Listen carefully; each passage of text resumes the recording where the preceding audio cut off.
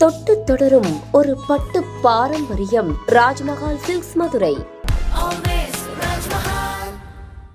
கிளாம்பாக்கம் புதிய பேருந்து நிலையத்தில் ஆய்வு செய்த பிறகு அமைச்சர் சேகர் பாபு செய்தியாளர்களை சந்தித்து வருகிறார். அதன் நேரலையை பார்க்கலாம். சார்பில் கடந்த 2023ஆம் ஆண்டு 30ஆம் தேதியன்று மாண்புமிகு தமிழகத்துடைய முதலமைச்சர் அவர்கள் கிளாம்பாக்கம் பேருந்து நிலையத்தை மக்கள் பயன்பாட்டிற்கு அர்ப்பணித்தார்கள். இன்றைக்கு 6வது நாளாக கிளாம்பாக்கம் பேருந்து கலைஞர் நூற்றாண்டு விழா முனையம் செயல்பட்டு கொண்டிருக்கின்றது. தினந்தோறும் 5000த்திற்கும் மேற்பட்ட பயணிகள் தற்போது கிளாம்பாக்கம் பேருந்து நிலையத்தை பயன்படுத்திக் கொண்டிருக்கின்றார்கள்.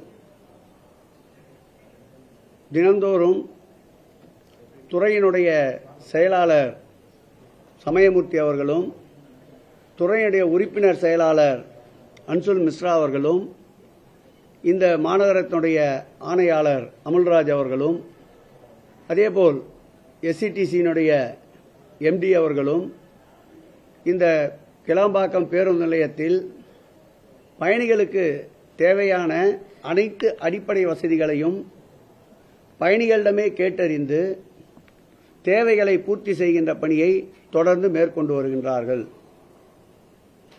86 ஏக்கர் நிலப்பரப்பிலே அமைக்கப்பட்ட இந்த பேருந்து நிலையம் இந்தியாவிலேயே மிகப்பெரிய பேருந்து நிலையம் என்று கணக்கிடப்பட்டிருக்கின்றது. இந்த பேருந்து நிலையம் திட்டமிடப்பட்ட காலத்திற்கும் தற்போது இந்த பேருந்து நிலையம் பயன்பாட்டிற்கு வந்த காலத்திற்கும் பார்த்தால் போக்குவரத்து அதிகமாகி இருப்பதை நாம் கணக்கிட்டு சொல்ல முடியும்.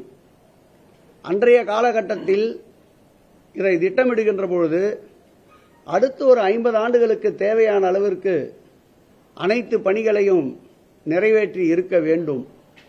ஆனால் இந்த பேருந்து நிலையம் 2013ஆம் ஆண்டு பேருந்து நிலையம் அமைப்பதற்கு முடிவெடுக்கப்பட்ட நிலையில் 2018ஆம் ஆண்டு ஒப்பந்தம் கோரப்பட்டு 2019இல் துவக்கப்பட்டிருந்தாலும் பணிகள் 30% அளவிற்குத்தான் நிறைவுற்றிருந்தது. மீத பணிகளையும் தேவையான பல்வேறு பயணிகளுக்கு தேவைப்படுகின்ற அடிப்படை கட்டமைப்புகளையும் உருவாக்கி இருந்தோம்.